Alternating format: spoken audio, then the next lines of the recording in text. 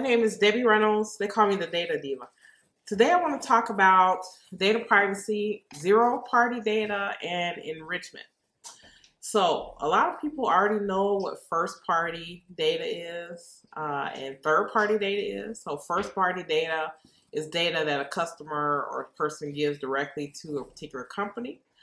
And then third party data is maybe data that's shared with a third party as from that first party company in some type of way to be able to provide a service to you as a consumer.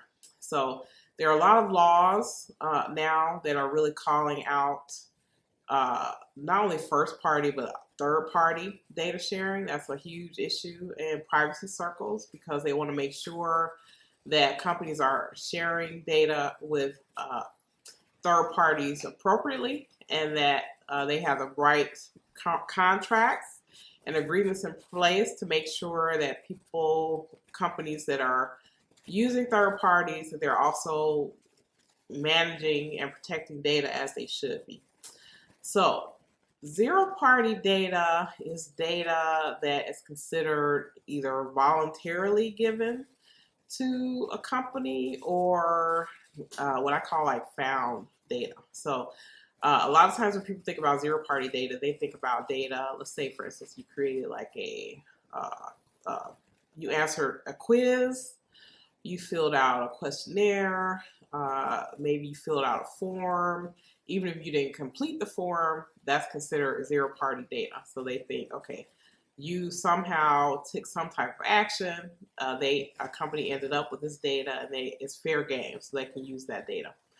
But also, zero-party data could be data maybe that you didn't necessarily give to someone, but they were able to obtain in some way. And so, an example of zero-party data in that way, let's say, for instance, you had a Instagram account, and maybe in the background of that Instagram account, you have blue shoes on, right? So a company that could access that data, use some type of AI analytics to say, hey, this person loves blue shoes.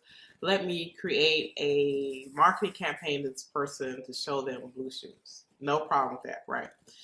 So a lot of this data, I like to call it almost tangential data, although people think it may be harmless.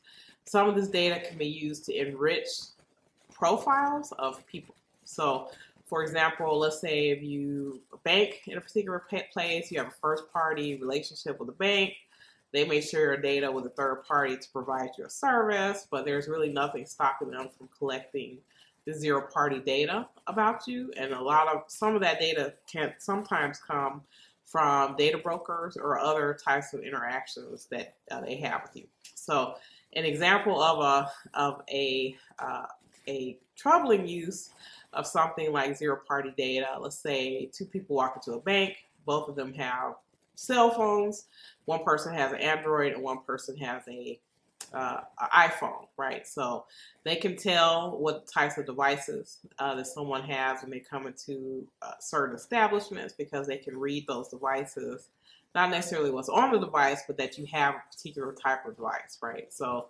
a bank could possibly say, well, the person who has an iPhone is a better credit risk than someone who has an Android, right? So this is the danger of using enrichment techniques and zero-party data. Is not as problematic when it's being used in kind of a marketing sense. It may be annoying, right? So you may be annoyed that you get coupons or advertisements around blue suede shoes or blue shoes because that's what they've seen you in different photographs.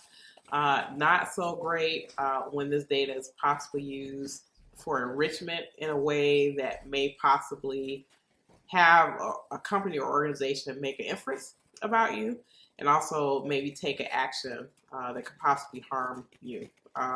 So I think because there's such pressure around companies on third-party data sharing, we know that third-party data sharing is not going to go away.